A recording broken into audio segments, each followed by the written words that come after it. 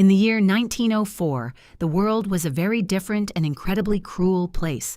A man named Ota Benga was taken from his home in the Congo against his will. He was a young man with a life, a family, and a culture that was suddenly stripped away from him. He was brought across the ocean to America to be put on display at a world fair. He was treated not as a person, but as a curiosity to be gawked at by thousands of strangers. When the fair ended, he was not allowed to go back to his home in Africa. Instead, he was taken to the Bronx Zoo in New York City. The zoo directors made a decision that would become one of the most shameful moments in American history. They decided to put Ota Benga inside the primate house as an exhibit. They placed his bed inside a cage, along with an orangutan named Dohung. Every single day, the doors of the cage were opened for the public to enter. Crowds of people would swarm into the building to stare at him for hours. They would point their fingers, laugh at his appearance, and mock his every move. Some people even poked him with sticks to see how he would react to the intrusion. He was forced to sit there while thousands of strangers treated him like a wild animal. He had no privacy, no dignity, and no way to escape the constant torment.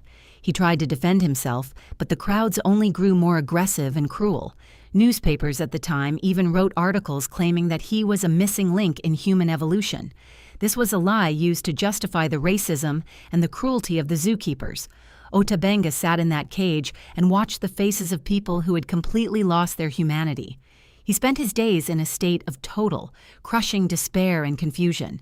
Eventually, a small group of church leaders heard about the situation and spoke out against it. They demanded that the zoo release him from the cage immediately. The pressure from the public finally forced the zoo directors to let him go. He was moved to an orphanage for a short time, but he struggled to adapt to a world that had betrayed him so deeply. He wanted desperately to return home, but the outbreak of the First World War made travel impossible.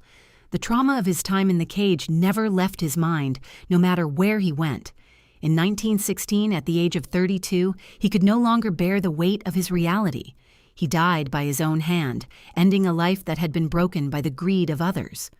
His story is a reminder of how quickly society can turn a human being into an object.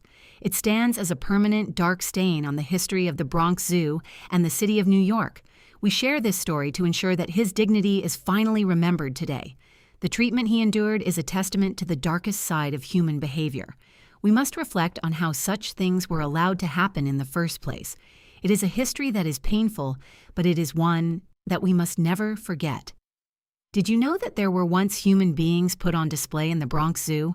The scale of this injustice is something that should never be ignored. Let me know what you think about this dark piece of history in the comments.